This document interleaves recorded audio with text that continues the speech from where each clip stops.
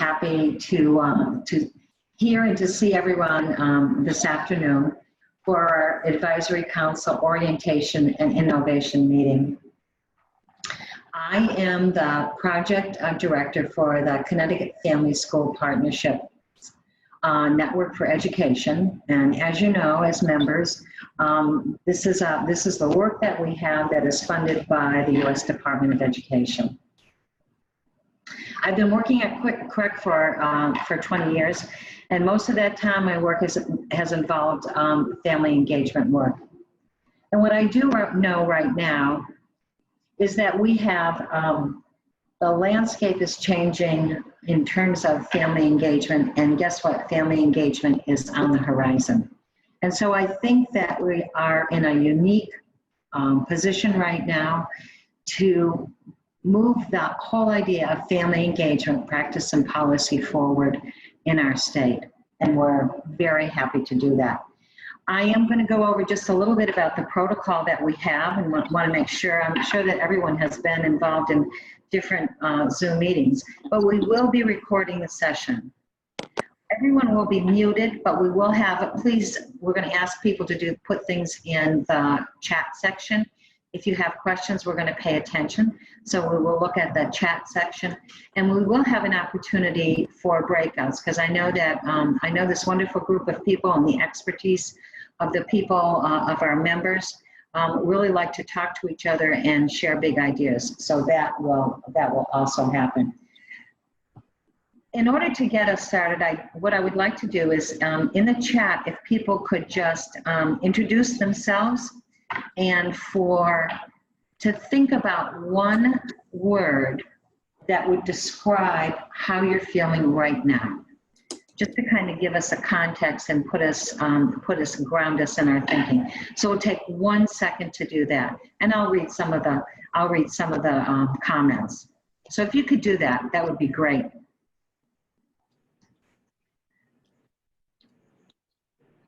Okay, Melvette is saying energized and hopeful. That's a great comment. Right now, I'm feeling excited and a little apprehensive. Hopefully, we can take care of the apprehension. That is something a lot of the times that people feel. Enthusiastic. Hello, everyone. We thank you for everyone for being here.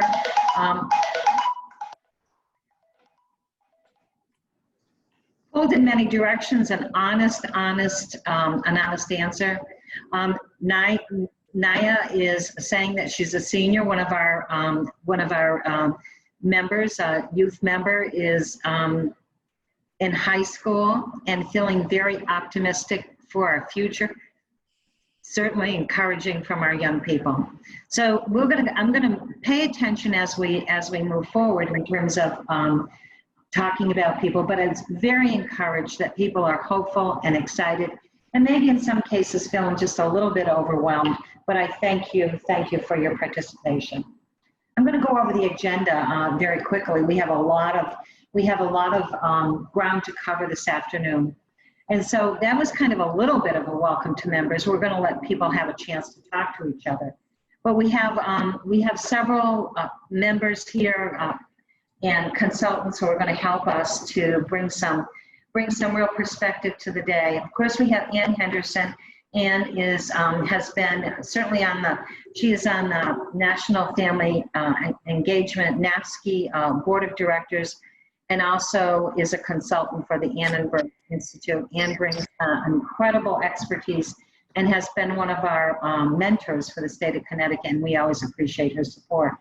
We also have CPAC, Jennifer, Lucier, and Leona, who will be talking about advisory councils, their experience in setting up advisory councils and helping us just to, ground us in that work and how we move forward. Last, when we met in May, it was really the opportunity to just get to know each other. Since that time, we've also put out a call for folks to begin to think about subcommittees, and what we called them were working groups. We're going to talk a little bit about our innovation working groups and what we are hoping that we can accomplish as a result of them. And then finally, we have Rachel Bellin, who is from the Pritchard Committee in Kentucky. Kentucky also shares a statewide family engagement center grant from the federal government. And so she's gonna share her expertise in terms of setting up learning communities. So I think we have a lot to offer today, and so I'm just gonna keep moving forward, please. So I'm gonna kind of turn this over to, Anne, and she's gonna just give us her perspective on parents and parents leading the way. We've been very, very fortunate to have incredible parent leaders in our state. So Anne, I'm gonna turn it over to you. Thank you, Betsy. Hello, everybody. It's nice to be with you again, virtually and via Zoom. You know, when Betsy first called me about working with her after we got the great news that Connecticut had gotten one of the Family Engagement Center grants from the federal government, we talked about this advisory council and agreed that we did not want this advisory council to be the typical rubber stamp kind of thing that meets quarterly and listens to all the things that the group is doing and saying great job and leaving. We wanted parents to be leading the way, parents to be setting the agenda. And Connecticut is so blessed to have so many parent leadership programs like the Parent Leadership Training Institute and Parent C. So there are legions of parents now around Connecticut who are ready, willing, and able to step up. And I have been so impressed with them every time I've encountered them over my many years working in Connecticut and then with this state advisory council. So there's been a lot of talk lately nationally about parent voice. That seems to be one of the new buzzwords, particularly as we're learning during this terrible pandemic we're in the middle of, which has laid bare all the inequities and lack of deep, meaningful connection between families and schools. It's time for parent voice to be uplifted and amplified. And so that's what we see, and we hope all of you see, is the purpose of the Advisory Council and of the Connecticut Family School Partnerships Center. So we are going to try to model what we're talking about. We're going to have innovative working groups that parents will join and lead on and come up with ideas of problems to solve and questions to be addressed and actions to be taken in this time that we're in, and really give an outlet for all of those wonderful ideas that will be coming to us from our parent leaders. So thank you so much for inviting me to work with you, and we'll be talking later on in the session. So. Thanks, Anne. So I just wanted to kind of go over a little bit of what we're talking about in terms of our advisory council. So with us, of course, today are all of our members, or people who could make it for the advisory council. And as Anne said, there is an incredible amount of expertise, commitment, and excitement about our advisory council. But the advisory council is really designed, it's part of our grant application. So we had to establish a robust advisory council. And we did take our time because we felt it was really important to really reach out to like-minded people and also people who are curious about family engagement and really wanted to learn more. The goal of the CFSP, Network for Education Advisory Council, is to establish a stable forum for families and stakeholders to communicate ideas, share expertise, and link resources to elevate family engagement practice and policy in our state. The State Department of Education has given us a great foundation with a definition that we're doing, but I think our real, as Anne talked about, and as we all believe as partners, the real thrust, and I think the thinking is that these are words, and what we want is to make our advisory council members important and valued. I want to show you a little bit here. I'm sorry, my phone is ringing, so I apologize for that. But these are our advisory council members, and you can see that we spent a lot of time looking at parent membership and stakeholder membership. And I want you to know that a parent committee was formed early on to recruit and to think about who those people should be and how we should begin to reach out to folks throughout our community.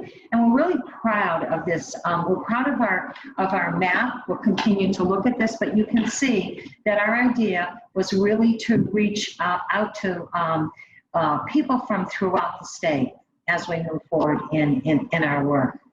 What you should know is, again, going along with that goal and that value, you'll see that the partnership members, the majority of our advisory committee is made up of parents, and that is designed and was carefully crafted for our committee. Oh, can't even say that again. Somebody, hi there. So what I want, the next slide, it talks very briefly. I know we've talked about this quite a bit, but this is really the grant and which was given to us by the U.S. Department of Education. There were 12 different states that were funded, including Kentucky, who is here today. But these are the overarching kind of principles of what we're talking about. So the goal is to improve student, social, emotional, and academic outcomes through strong family, school, and community partnerships. We're, of course, building on that, on the research that says when families are connected and engaged, children do better. And so it is about young people. So while we're connecting with families, and certainly we think it's important to reinforce parent voice and advocacy, our outcome is for students to do better socially, emotionally, and definitely academically. We have partners that we are working with, very wonderful partners. And so you can see that we have 5 diverse family advocacy partners: African American and Caribbean parents of children with disabilities, and I believe they're here on our Zoom, FCAMP, Connecticut Parent Advocacy Center, CPAC, who will be presenting today, Capital Region Education Council, where I work, and we are the fiduciary agent for the grant.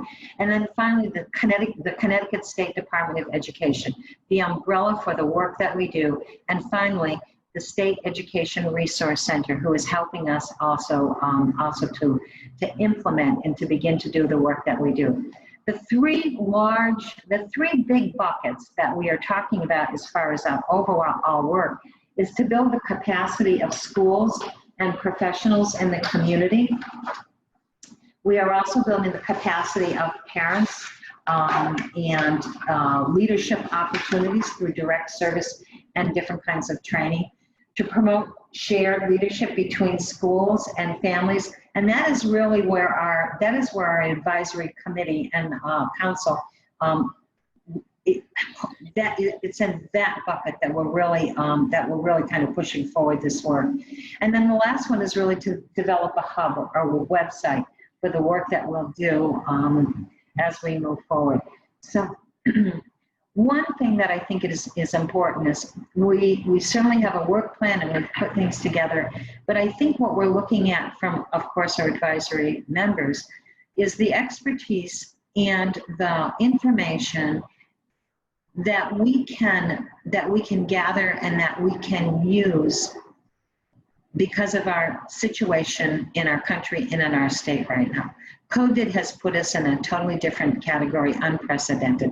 And we are thinking as a leadership council and also as again, a director of this program, that we need to be looking at what can we be doing right now to help families and to help schools. And so therein, I think our work begins to take a new perspective. So I'm going to hand it over. To our partners, and I'm just going to kind of talk a little bit about just a definition of they'll talk who they are and where they're from.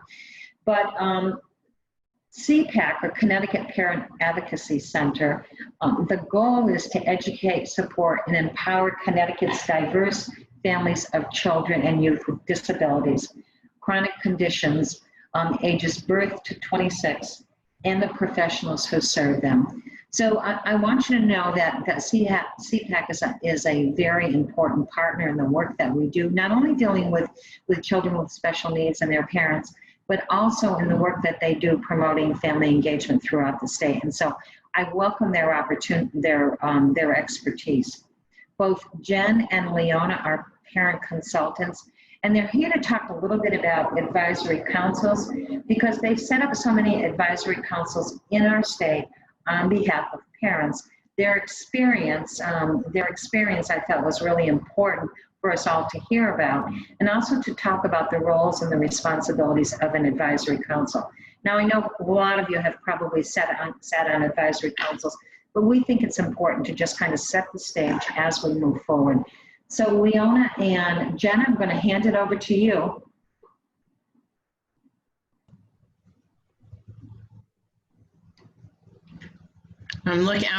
So hi everybody.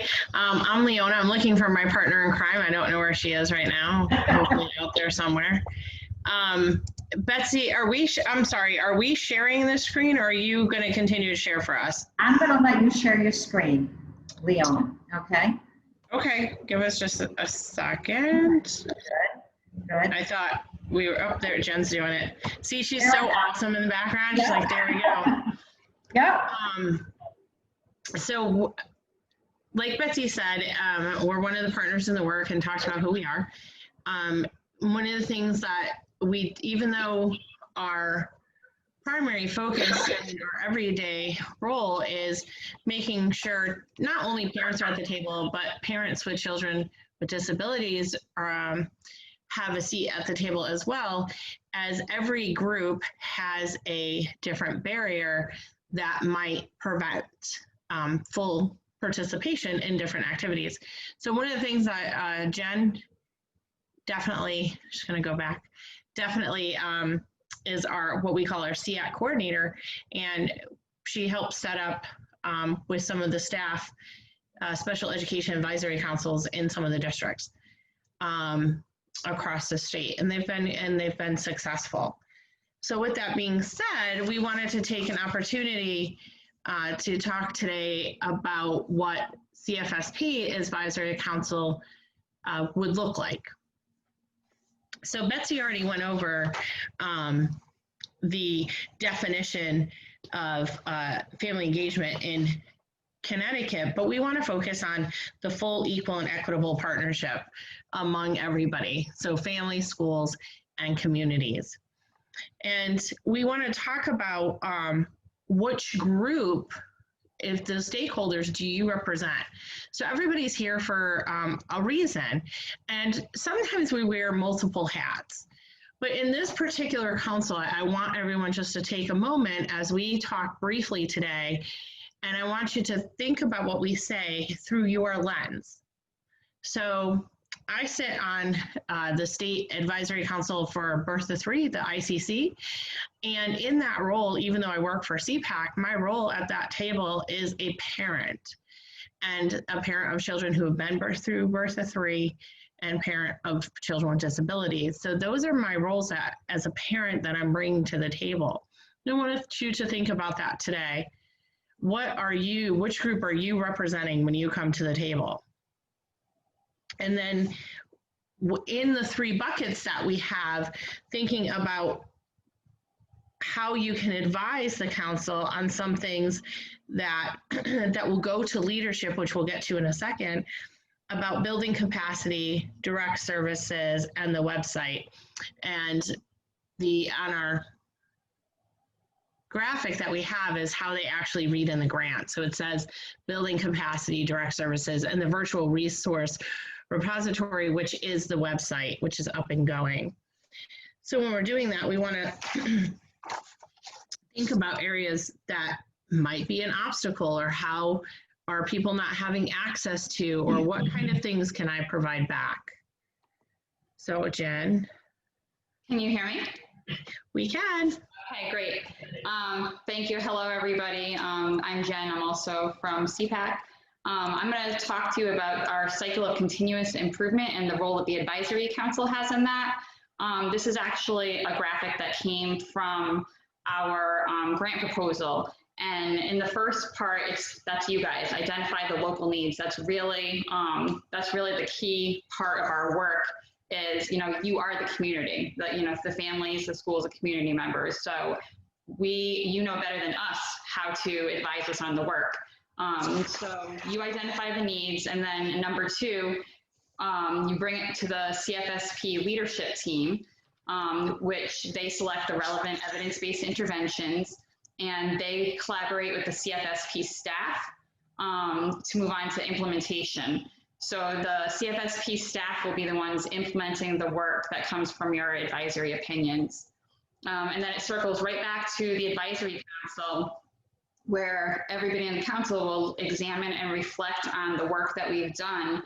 And it goes back to the continuous cycle of identifying the needs. What needs have been, are there new needs? Have these needs been met? And where do we go moving forward? Leona?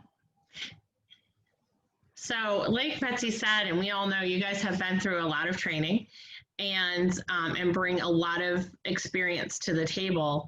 But we just want to go over some of the roles and responsibilities of the advisory council member for CFSP. So we want to identify local needs for the purpose of advising and informing the CFSP of its work. And I'm so sorry. And then we want to talk about acting as ambassadors for the CFSP work and sharing it with the stakeholders group. So this again would go back to what you're coming to the table with and bringing things from your community or from the groups in which you're representing, because we might do this for an individual reason, but when we're bringing it to the table, we're doing it because we want to change a community or a systemic change. And this is the opportunity to bring that voice forward. And continuously seek feedback for the stakeholder groups they represent and bring their voice, that's what I just said, to each council, and provide feedback and recommendations to partners on work plans and their progress reporting. Leona, I just want to go back to the seeking feedback from your stakeholder groups that you represent. Thank you. I'm going to use an example like for myself, because I serve on the State Advisory Council for Special Education. I serve as a parent, but I also am a CPAC staff, which we have PTI staff on the advisory council. I may gather information from my stakeholders through my professional lens, but I'm also gathering it as a parent through my parent groups, through my conversations, like one-on-one with families, anywhere where I'm hearing from parents that is relevant to the work of that council. I'm continuously looking for that in between meetings so that I can bring back, because not all of those people can be at that meeting. So it's me representing them to bring their voice to the table and to bring their needs. Because the unmet needs aren't just my unmet needs, they're the needs of my community. And for that one, it's a statewide grant. So I mean, a statewide council. So I really try to look beyond my little area. And like for our project, we're mainly serving our 5 target districts that we've been working with, as well as the Alliance districts. And then, okay. Now I guess we're gonna go to the role of not the role of the advisory council members. So you are not expected to act as decision makers. This is an advisory council versus a governing council, where your local board of education would be a decision-making type of council. So you also are not expected to implement the work and act in the same capacity as trained project staff. So you're going to come up with ideas, and just know that you're not the ones that are going to be implementing it. You have your team of people that are on the CFSP as employees. So we have CIRC, AFCAMP, CPAC, and CREC, and those employees will be implementing the plans. And Also, you are not making fiduciary decisions, so you don't have to worry about making decisions on how we're going to spend our money. You're really going to give us an idea of what the needs are so that we can align our work with what those needs are. And this part, really, the diverse perspectives is really the biggest strength of this group. You know, you're from all over the state. There, you know, so many of you are parents, and so many of you, you know, work in schools. You're administrators, teachers, or you're from the community, and you really are going to bring like all those different perspectives to help make sure that nothing is missed, hopefully. So as you're going to your innovative work groups, we just want you to think about, again, what is your stakeholder group that you are representing, and think about how you can get that feedback from them in between the meetings. Does anybody have questions?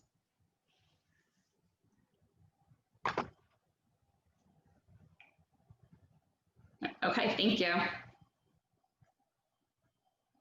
Myself. I just want to thank you so much for giving that perspective. And it is incredibly important to take a look at how our perspectives really inform our work. Whether you're a parent, and we are calling our parent advisors, because we really believe it, or Gloria, can you help me for a sec? Or if you are a stakeholder in terms of how can we link this work? How can we bring all these things together? Very good. Okay, so then we're going to go back from that. That's we have a lot of feedback. Oh, I'm going right ahead. Okay, we're going to. I need to share again, Gloria. So your fault. Okay, just hang. Okay.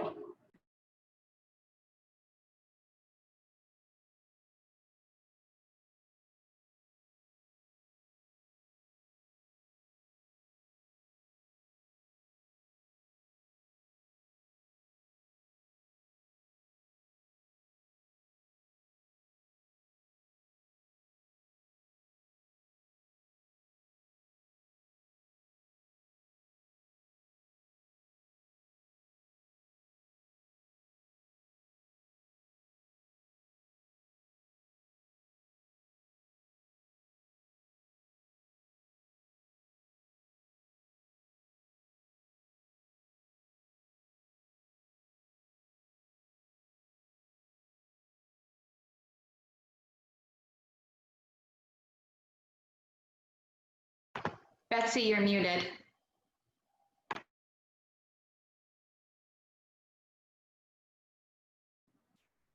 Okay, so the last time that we were together in May, which was our advisory council, we sent out a call for people to participate in what we would call our working groups. And so now we're going to talk a little bit about our innovation working groups. And I'm going to, right? It's not moving there, Glory. I'm sorry, my screen is not saving here. Okay. So what I'd like to do now is I'd like to turn this over to Anne. Anne was very much involved in working with our parent advisory committee and the work that they were doing in terms of their thinking about how they thought they wanted to really look at action. So Anne, I'm going to turn it over to you. Thank you. Betsy.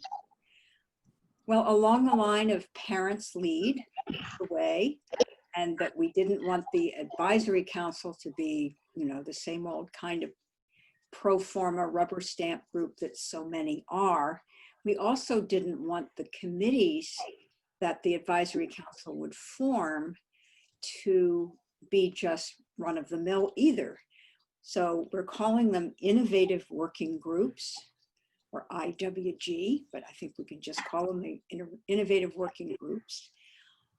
And they are an opportunity to sort of roll up the sleeves, get with a group of people who have a bunch of ideas, and start thinking about what you feel is needed to advance family engagement in Connecticut, to really move it beyond just helping your kids at home with their schoolwork, to being part of the group that's turning things around in our local schools and communities. And so the innovative working groups are going to include educators and parent leaders. They're going to meet virtually but be staffed by someone from the Connecticut School Family Partnerships Network, and then begin to work together as a learning community. And so what you are going to do in your small groups, although it's yours to call, these are our guidelines or ideas for how you might proceed to start identifying what some of the barriers are, just as Jen was talking earlier, identifying those local needs. What is going on out there that could be better? What's getting in the way? And brainstorm your ideas and identify some information that you're going to need to move forward. And as a result of that, pick an action that you think will have an impact. An action could be a project that would take on changing something, or it could be a change in policy, or a way of changing some of the things that schools regularly do, like parent-teacher conferences. How could they be better? Something along those lines that you feel would have impact, not just an event, but something that would have a lasting impact and would draw more parents in to make a difference. And begin to describe what that would look like, and then share it with the whole council, get their feedback, and present it to the leadership team for action. That would be just a sequence of things that you could do in your innovative working group, working as a learning community, to come up with, some things that need to happen out there. Maybe it's professional development, maybe it's dual capacity building, maybe it's training more parent leaders, maybe it's ways of making schools more family friendly and welcoming and inclusive. Whatever you think in your local areas really needs to be looked at, reflected on, and changed. That would be the job of the innovative working group. And there are 3 that we came up with that are pretty much aligned with the guiding principles that accompany the Connecticut definition.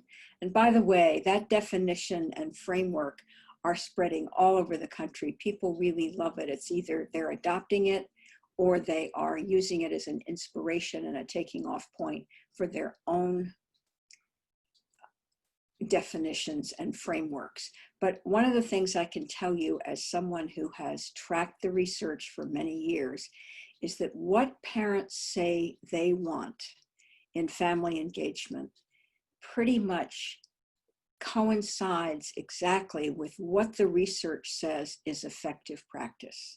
Parents know what's getting in the way, and they have ideas, really good ideas, for how to change that.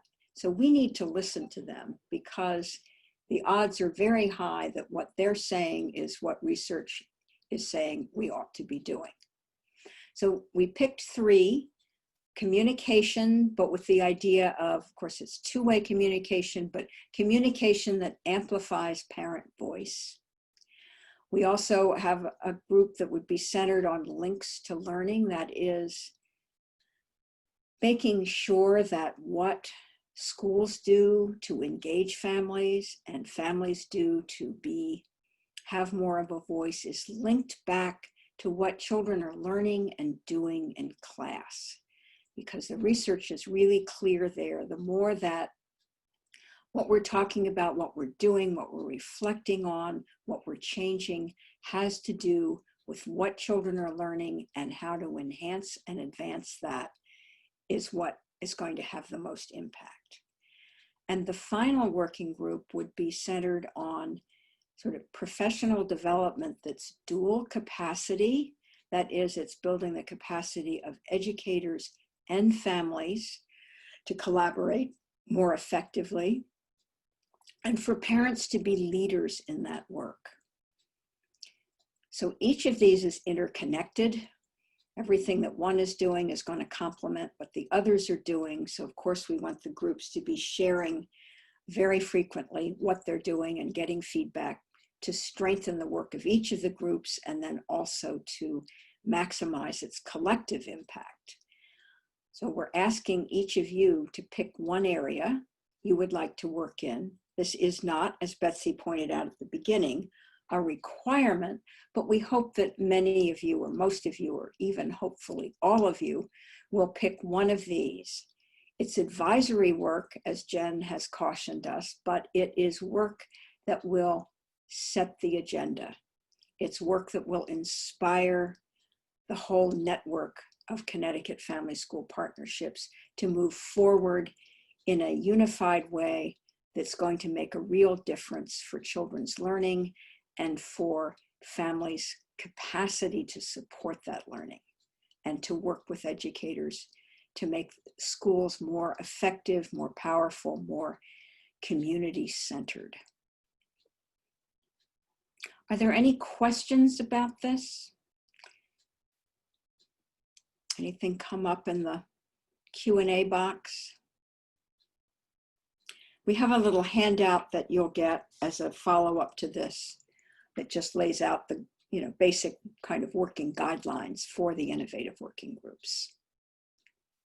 If not, I'd like to hand it over to our wonderful colleague, Rachel Balin from Kentucky and the Pritchard Committee for Academic Excellence, another group I've worked with off and on over many years. They have a Parent Leadership Institute in Kentucky that has really made a difference in their state. And Rachel is going to give us some examples from recent work they've done about how an innovative working group functioning as a learning community, what kind of difference it can make, and how they operate, to just give us an idea, a good living example of what this work can look like. So Rachel, I'm handing it to you. Thank you so much for that segue, Anne. A couple things are standing out from what you just said. This idea of not rubber stamping, that's a good lead-in for what I'm about to say. And also, I was thinking as you were talking, the innovative working groups, if you rearrange it a little and did working innovation groups, WINGS is the acronym. Just hold that thought as I continue and search for my screen share button. Okay, here we go. And play from the start. Okay, so greetings, everybody. This is from a Kentucky ally and cheerleader. I'm coming to you from Kentucky. My name is Rachel Bellin, and I represent the Pritchard Committee for Academic Excellence. This is a statewide independent nonprofit that's been mobilizing Kentucky citizens with a special emphasis on family engagement for over 37 years. My special passion, which is my work within the larger organization, focuses on students specifically, and that's no coincidence, as my official title is the Senior Director of the Pritchard Committee Student Voice Team. I'll note here that senior in this particular case refers less to seniority than my relative elderly status, as I actually co-direct the group with the 17-year-old student director, along with a lot of other students who are leaders in the group. So why on earth would the Connecticut Family and School Partnership invite a Southerner to talk about student voice in a parent network meeting? A great, albeit rhetorical question. I'm here today to share a little bit about what students are doing in Kentucky for two reasons. One, I want to help you make some clear connections between the promise of student and family voice in education improvement efforts. And two, I want to inspire you with one recent example about the power of learning communities as you launch your own in Connecticut. But first, a little stage setting. Let's see if I can turn this, okay. First, a little stage setting. If you would, I would like you to look at your chat box again and take a moment and type in the chat box just a word or phrase that responds to this question. It's a bigger question than the one we started with in the beginning, and we're focusing on education specifically. How are you feeling right now in this moment about the education climate in your community? And I don't know if I can see the chat box. Why is that when I'm screen sharing? Bummer. Okay. Oh, yes, I can. Yeah, it's interesting. So disconnected, frustrated, a little bit of hope, concerned, flexible, adaptable, constant changes. These are all great responses, divisive, and they're very different, we'll note, than the very first question, which got at this idea of how you're feeling right now, because most of the words in the beginning were very positive because you're excited to do the work within a group like this. But when you really drill down on how you're feeling about the education atmosphere right now, there's a lot of feelings of concern, and I think legitimately so. So I probably don't need to remind you that we're all coming to our work to improve schools at a perilous time in our nation's history. We're in the middle of multiple pandemics. Beyond COVID, we've got racial strife, a polarized electorate, historic job losses, climate change, many other things. I don't need to remind you of this. But all of these things do give some critical context to our work around public education. So pictured on the screen is a visual metaphor that may be helpful in just thinking about where we are in this moment. And if you would, I'd like you to just look at the chat box one more time and look at that image and write in the chat box whether and how this image applies to the work you currently do or aspire to do around public education. You can use phrases, there's no wrong answer, spelling doesn't count, but the question is, what does this image suggest to you about your work to improve public education for either your own student or students in general? It can be a phrase, a word, a sentence. What does this image suggest to you about where we are in public education?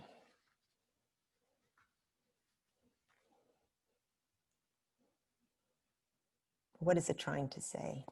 Stormy, siloed. It's a battle. Good, these are good. Obstacles, but not unequal. Resources. We're all in the same boat navigating a storm. Jim, good. A rocky battle. Everyone has access to different resources, different sized boats. Okay, Melvet, I want you to expound on that. If you would mind, if you wouldn't mind, it's really good. Many boats, unequal. Would you mind unmuting yourself for 1 second, Melvet? I promise I won't embarrass you, but just can you explain what you meant by that statement? You have to unmute. Can you unmute yourself? Okay, then I won't. I think you're having trouble unmuting, so we'll just keep going. But people are hitting on this other issue. So equity concerns, diversity. Okay, no, that doesn't let you unmute. Oh, I probably have that power. I do. Hold on. Unmute. Oops, I muted you again. Sorry. Try one more time. There you go. Sorry. Sorry. So, just looking at it, people have access to different resources. As you can see, there are different types of boats here, small, big ones. Some are more expensive than others in different styles. And so when we look at the educational landscape with resources, it's the same by school district, as opposed to some districts have more access to resources because of funding, because of money, because of taxes. Others are in the little rowboat there just trying to make it along. And it doesn't matter what size the school district is. It's really about the amount of resources that they have. And yeah, so that's what I saw when I saw it. Great, I appreciate you sharing that. And it really does get at this larger notion of equity. And when we're thinking about, yes, maybe we are all dealing with COVID and the impacts of this pandemic right now, but certain students or certain schools or certain families are equipped differently than others. Same storm, different boats. Okay, I just wanted to use that to set a little bit of context as I continue to share. So, as I mentioned a few minutes ago, I want to give you just an example from Kentucky in the hopes of inspiring you to do big things with relatively few resources beyond a small group of like-minded families working in a learning community. I want to tell you briefly about how Kentucky students who are similarly dedicated to making the school experience better in their sphere of influence, how they have adapted their work for the moment and moved the needle on what is possible. And I'm coming at this with you talking about student voice. Substitute any stakeholder voice. parents are primary stakeholders in our school systems too. So I want you to be thinking about it through that lens as I talk. So a little bit of a backstory. The title of the slide is Who We Are, but it may be more appropriate to call it Who We Are Now, since the group that I represent has been growing at a mighty clip ever since a small group of high school students worked with me and other Pritchard Committee staff to design it nearly 8 years ago. So we are the Pritchard Committee Student Voice Team, right now consisting of about 100 self-selected students from across Kentucky who work as education, research, policy, and advocacy partners in the Pritchard Committee's work to improve public schools in Kentucky. What this looks like in practice varies widely, from grassroots things like giving speeches and presentations to students, educators, and business leaders, to testifying to legislators and writing op-eds in newspapers, to grassroots stuff like holding roundtables with other students, podcasting and blogging stories about students' lived experience navigating schools, to teaching students how to conduct their own student-led school climate audits. Whatever it looks like year to year, one thing remains overall, and that is that our success hinges on our ability to amplify and elevate the voices and stories of students beyond our own team. And we can only do that if our work involves being intentional about reaching out to students who tend to be among the least heard in our school systems. Members of the Student Voice team do not speak for themselves for the most part, even though it's a self-selected group, much as you all are. We understand that we are not representative of students in Kentucky at all. In fact, the self-selection, it seems very open and inclusive, but that creates barriers too. So we recognize that, and we have to be very intentional about seeking out those voices from students. Now think about parents who are least heard in the system. Education equity and the idea evoked by the image of the boats that I just showed you, that students with fewer resources, including voices that are heard, deserve more, is a core value of our group. In addition to education equity, we pay a lot of attention to the concept of meaningful versus superficial or tokenized student voice. I'm sharing this slide with you because what we're really talking about here is meaningful stakeholder voice. You could really substitute parent or family for the word student here, so consider that as I explain a bit more about this graphic here. Pictured on the slide is the range of student voice from what is typically most superficial on the left to most meaningful and impactful long-term on the right. The spectrum could also be read as moving from the most unilateral on the left to the most interactive on the right. As I walk you through this quickly, I want you to think about whether and how this can apply to the concept of meaningful parent voice too. I suspect it can. Student voice is, and this is defined by our team, recognizing and acting upon the fact that students are the primary stakeholders of their education and should be partners in shaping it. When you move along this continuum, you have expression, which is the most common kind of student voice we see in schools. So that would have students protesting or holding signs or making art. Again, a little bit more one way. It can be very meaningful and impactful stuff, but typically it's less so than as we move along the spectrum. There's consultation, which generally has to do with things like polling or surveying, asking students for feedback on an existing agenda that's not designed by students. We're moving to the middle here with presence and participation. So we're deepening the engagement. So that is where students are attending meetings, for example, or in spaces where important decisions get made. They're not necessarily a part of those decisions, but they're in the room where it happens, essentially. Now we're getting at the highest levels of meaningful student voice as you move to the farther right. So that's partnership, where students are invited to share in the decision-making and co-design solutions. And finally, activism and leadership, which is everything that partnership is, building on the co-design and having the capacity to innovate. But it also adds this capacity to innovate and create something that didn't exist before while mobilizing others in the process. That is the sweet spot in meaningful student voice. That is where we're always heading. And you might want to think about, as you look at the chart, where you are on the spectrum of meaningful parent voice in your school community right now. And I'd actually, since we have the chat, 1 second, if you just look at this spectrum, just right where you think you are right now on this chart, using these words on the spectrum. I just wanted a little sense of where people are, and just know that this is a very fluid process. You can move back and forth along this continuum throughout your parent career, but where do you think you are right now? And in consultation, well, you are on this call a little bit. But where else? Where are you now? Give me a word. Consultate, present, participating, leadership. Awesome. Presence. And I think, you know, it helps if people, and they naturally would be in any group, are in different places, because people can push each other that way. And there's a dynamic that's created. Activism and leadership. Awesome. Awesome. Okay, so a lot of people are in the middle with a few anomalies more towards the right. That's exciting. You're not starting from square one. Okay, so now that I prime you to think about meaningful stakeholder voice in the context of education equity, I want to share with you an example of how education stakeholders in Kentucky are exercising agency and leadership, that highest end of the continuum, to raise and address a major education equity issue in this moment. And like so many of you, the closing of public schools in March of last spring meant the closing down of many school-based activities. So I know that was true in Kentucky and all over the country, and definitely in Connecticut. For the Student Voice team, and among other things, this meant the complete shutdown of no fewer than 6 student-led school climate audits that we were leading in schools across the state. We'd been coaching students in districts across the state to conduct research on the extent to which their schools were safe, inclusive, and engaging communities. And because it involved in-person interviews and classroom observations, we simply couldn't finish the work.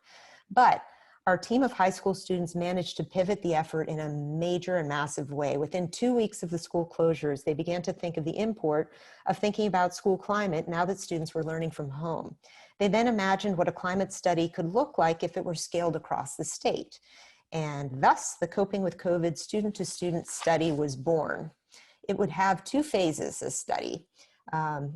So first, part 1 would be a statewide digital survey focusing on a holistic analysis of what students were experiencing, trying to navigate school from home, and disseminated widely to Kentucky's middle and high school students. Part 2 would be more qualitative. It would be an interview study in which students would solicit stories from other students across the state, with a special emphasis on those who were otherwise underrepresented in the survey data, really the most marginalized students who would have trouble responding to a digital survey.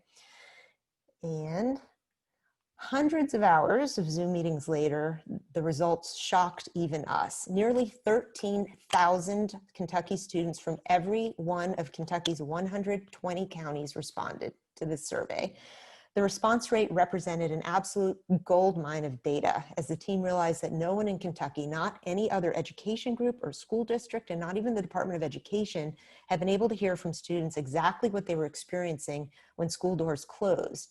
And as schools developed plans to return to schooling over the summer, we realized that the information students provided was critical to informing those plans. Think about what that would mean for parents too.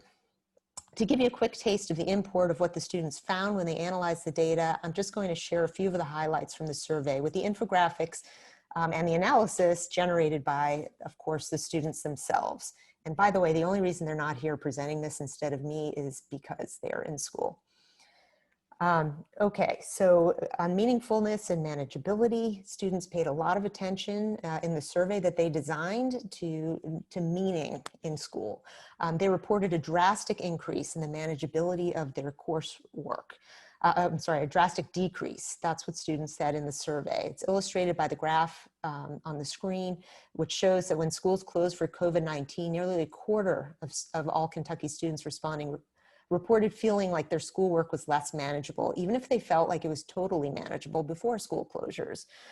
Through an analysis also of nearly 21,000 open-ended responses from the students who responded to the survey, our student research team also noted that middle and high school students reported feeling that relative to the crisis around them, schoolwork felt far less meaningful.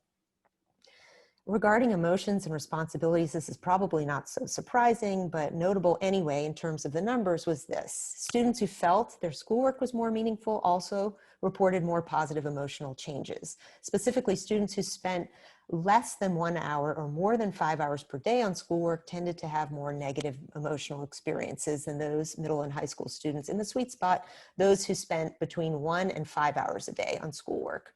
So this is very important for those making decisions around education to know, too, that there was a pretty dramatic increase in students' desire for mental health services. Specifically, there was a 50% increase in the number of students who wanted but lacked access to mental health services before COVID closed schools as opposed to after school closures. In terms of teacher communications, and as illustrated by the graph on this screen, students responding to the Kentucky survey reported a direct correlation between decreased teacher communication and a drop in their motivation and engagement. 65% of students who reported their teacher communicated with them fewer than a single time each week. And they, of course, reported a decrease in motivation. Not a shock, but really helpful to be able to show this in the data. The loss of in-person school community seemed to be deeply felt by Kentucky students, a fact that was underscored by the open responses in which many students noted their desire for more meaningful versus logistical communications from teachers. Think about that as a parent, what that means. I thought that was so profound to emerge from the open response questions, this idea that schools may be communicating a lot with families, but it's the nature of those communications that matter so much in this moment. Logistics have to take a back seat to relationship building types of communication. And unfortunately, in so many schools, at least in Kentucky, students reported that wasn't happening, at least in the beginning. And finally, just a last highlight I'll share, even though there's many more, regards technology. And so access to reliable Wi-Fi was directly linked to time spent on homework, and students who had reliable access to Wi-Fi also tended to report, of course, higher levels of motivation and work manageability. Our student researchers found that over 7% of poor and working poor students, they could disaggregate the data along those lines. They reported never having access to reliable Wi-Fi. Furthermore, they also discovered that rural students in Kentucky were 3 times more likely to report never having access to reliable Wi-Fi versus students in Kentucky's metro areas. Connecticut may have different demographics and geography, but there's no doubt that the digital divide is not only a nationwide phenomenon, as schools depend more and more on remote learning than ever, our collective willingness to address the issue has just never been more urgent. So what did the students do with all of this data? So they used it to shape the public narrative in Kentucky. This data filled a vacuum of information with real-time student voice, and we used it in Kentucky to mobilize others. Specifically, the team presented the data to a range of important local decision makers. That includes the Kentucky Board of Education, the Interim Joint Committee of the state legislature, and educator groups like the University of Kentucky's Next Generation Leadership Cohort. They also have been presenting this data nationally to groups like the National School Climate Center, the Aspen Institute, the Policy Innovators in Education Network, and various research groups from across the country. As I said, they would be in my place right in this moment if they weren't in school right now. And the group's results have so far been featured, in addition to all of this, by over a dozen local and national media outlets, from the Louisville Courier-Journal and Lexington Herald-Leader to PBS NewsHour, MSNBC News, and the Hetchinger Report. So I tell you all this to humble brag a little, maybe just brag, but also really because I hope it serves to show you how an idea conceived with just a little band of teenagers, Margaret Mead's quote, a small band of concerned citizens, a little band of teenagers who wanted to help ensure education decision makers kept students in mind and paid attention to equity, got very big and had a measurable impact over these last few months. As I mentioned earlier, I tell you the story to hopefully inspire you to start thinking about what your own learning community of parents might be able to do around issue areas you choose in Connecticut. And by way of further inspiration, I'll end the story of the Student Voice Team case study with this. This work already has inspired Kentucky parents in a big way, or bigly, as our president would say. Pictured on the screen here is our Intergen 9. This is a team of 3 students, 3 parents, and 3 teachers who are, as I speak, in the middle of conducting a companion study that focuses on the experience of families and educators navigating the COVID-19 crisis while trying to support young people to learn from home. We are doing this study. The survey went out. They discovered their Coping with COVID Family and Educator survey last month. They received several thousand responses from over 100 Kentucky counties, and they are now, like the Student Voice Team, and the Student Voice Team is advising them in this work. They're analyzing the results and conducting peer interviews with 25 parents and 25 teachers representing the diversity of the state. These are some preliminary findings, some trends that are emerging, but the group is still analyzing the data and looking for meaning. They want to be able to tell the story and control the narrative. They're working around the clock to do this, but we're going to be following that algorithm of making sure we're supporting stakeholders to tell these stories. So, among other things, the experience of the Student Voice Team and the Intergen 9 underscore the power and promise of what happens when we create ideal conditions around a learning community. In both of these cases, the teams leading the work have incorporated a few essential elements. These elements just so happen to be the very ones that underpin a successful learning community. The teams developed, and you can see on the screen here, an environment in which complementary roles are defined and leadership is shared and decentralized. I didn't run any of these meetings. The group did, and various members of the group did. A shared vision. In this case, we used a vision of lifting stakeholder voice around the issue of education equity. That was what all these two groups hold in common. We also developed a process of collective learning whereby members of these groups are comfortable raising questions and they're driven by curiosity and a desire to learn together. We also developed a system in these groups that's conducive to learning even in a pandemic. So for both groups, technology has played an essential role in creating ideal logistical and social conditions. We use Zoom, for example, all the time, day and night. We use Google Docs to write things together. We use Slack to communicate on a platform that's group texting. And there's plenty of others that I'm sure you've been exposed to, but those are the ones we use. The teams also, these groups have also developed a shared practice. In this case, a set of activities that help ensure their impact. So enough about us here in Kentucky. It's all about you now. It's time to create your own learning community and get some critical work done that engages families and schools more deeply in Connecticut. To get you started, or at least to get your toes wet, we're asking you today to meet with your innovative learning group. So that's communications, links to learning, professional development, and capacity for parent leadership. And we want you to begin to build that culture and climate that will allow you to collaborate around specific action. I cannot emphasize enough, and I have learned this from the students because I had an inkling about this, but I wasn't sure. I cannot emphasize enough how important that internal relationship building work is before you move to action. If you front load those relationships and your vision, you will move so quickly when you're ready to move. It takes longer to get going, but you can hit the ground running. I've seen this over and over in these groups. So for the next, I think 10 minutes, we're going to send you into breakout rooms, maybe up to 15, but we'll send you messages about the timing. We're going to send you into breakout rooms with a very specific task, which is to help define your team's motivations and capacities. And we'll do this by asking you to follow a few simple guiding questions that are posted on this next slide.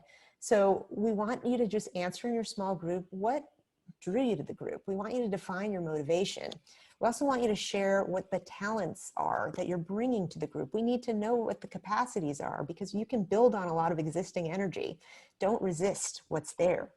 And we also want you to share with each other, what do you hope will happen because of your participation? What do you hope might be your unique value add to this group? And finally, brass tacks, we want you to establish a next meeting date. We will come back together and reconvene and share out just some top line highlights in about 15 minutes, but they are working on the breakouts. I'm going to stop my share so we can all see each other. But maybe we could kind of think about in some of our groups in terms of, until we get into breakouts, as far as some of the different innovative groups, and maybe if people wouldn't mind sharing what they originally chose and why they think it would be important to be in that breakout. I'm just going to I'm kind of punting here until we can get into our breakouts. I apologize. I probably would have leaned towards community parent voice, as well as the dual capacity parent leadership piece. That's what I'm currently trying to do with the CFSP initiative. Since COVID, we know that some of our work plans have changed. So my district has kind of changed, or not changed, but it's been modified to say reaching out. I know you were talking about climate. Rachel, talking about building climate and some of the things that we can do.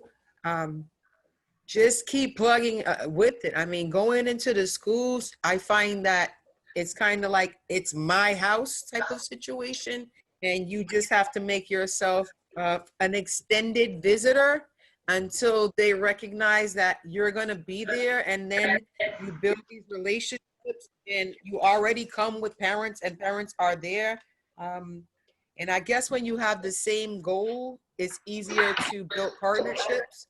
I'm going to also put that with COVID, schools have really recognized, if they didn't before, the importance of parents and collaborating with parents, and parents have recognized the appreciation for schools, because a lot of the times they were just like, it's the teacher. And since they became the teacher, they have more empathy for that, and they are more willing to work with the school officials.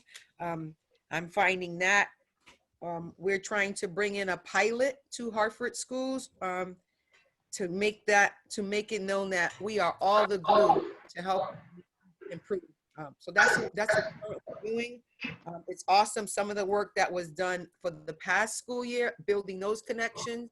Although we weren't together for a few months, when school started back, people began to reach out. I don't know if it was the hunger for social connection, what it was, but I'm finding that the schools are really looking at, and even for myself on the parent hat, schools have reached out to me from family engagement, saying, what can we do? What can we do to make sure you have the device? What can we do to make sure that you're connecting to the teacher? You know, what can we do to assist with distance learning? So just getting the connection where you can and building that relationship to expound upon it. Thank you, Tammy. I see some work in some comments in the chat, and I don't know if either Donna or Cynthia wanted to. Cynthia, I think, oh, there you are. If Cynthia just wanted to talk a little bit about, you know, your place and the work group and why you chose it. Sure. So I'm Cynthia Zingler. I work for Vernon Public Schools. I'm the Director of Family, School, and Community Partnerships. And I just recognize the importance of families as teachers for their children, and really providing and working together and learning from one another is so important. So what's that link to learning between home and school? And now in today's situation where we all are, we have some students who are home virtually totally. So obviously we really need to collaborate and work together.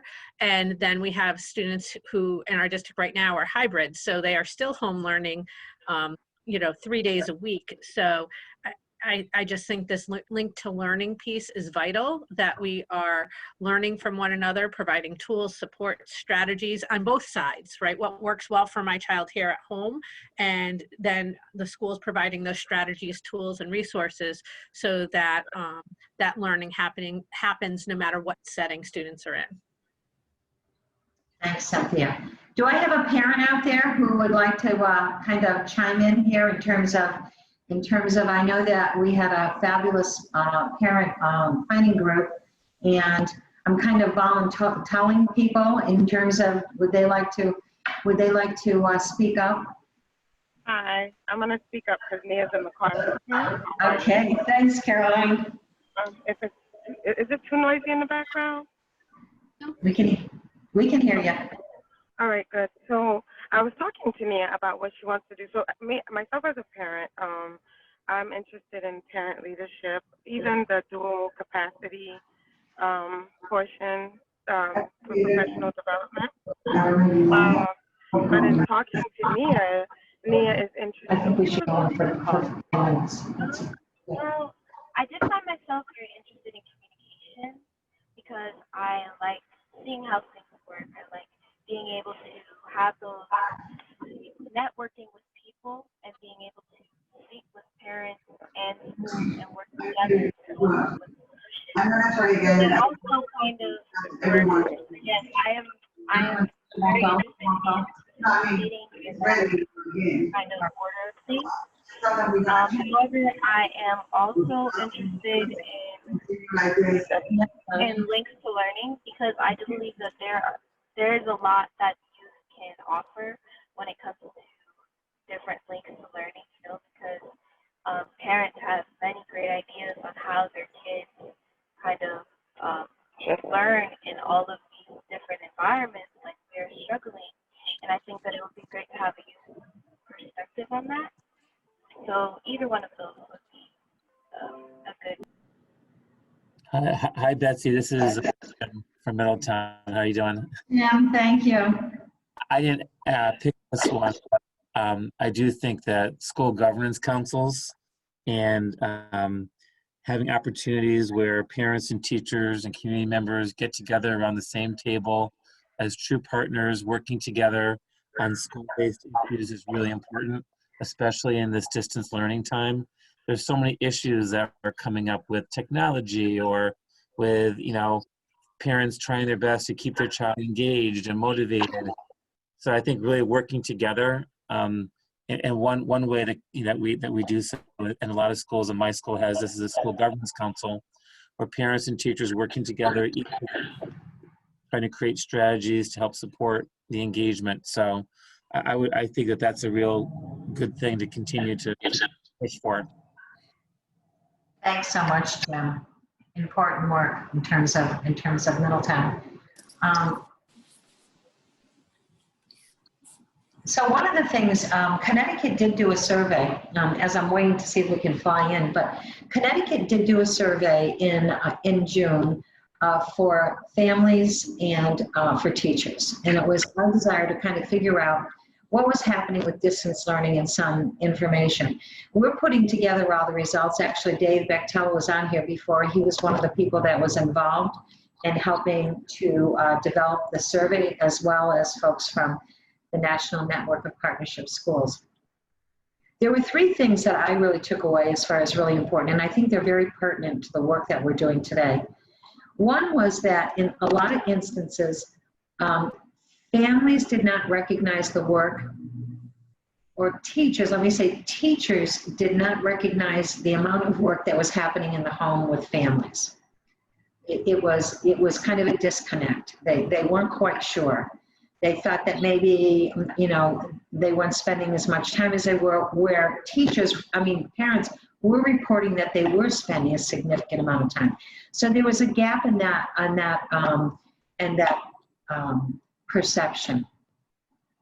The other one that I think is really important is that because of all the work that we did in terms of a lot of teachers calling parents that they had never done that before, what began to happen is teachers reported that they had whole new perspectives on families and what families were going through, and were building strong relationships. And they felt that was incredibly important.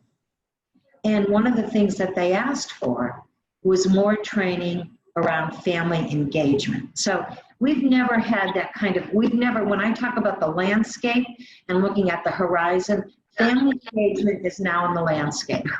And we think that that's important.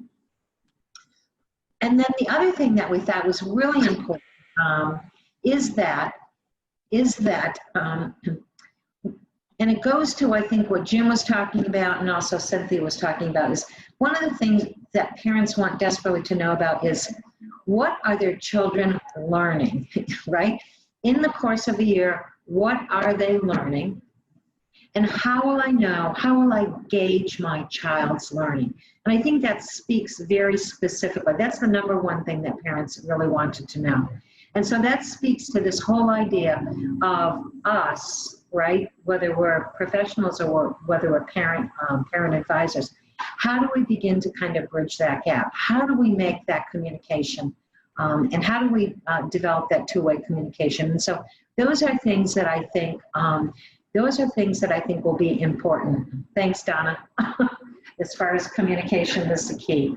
So I think all these things, I don't know if anyone else wants to just add to this discussion in terms of, ask questions at this point. What we will do is, Dave, so the survey is under, we have results, it's under construction as far as communication. So we think it might be a really important piece for not only school administrators and superintendents, but also parents.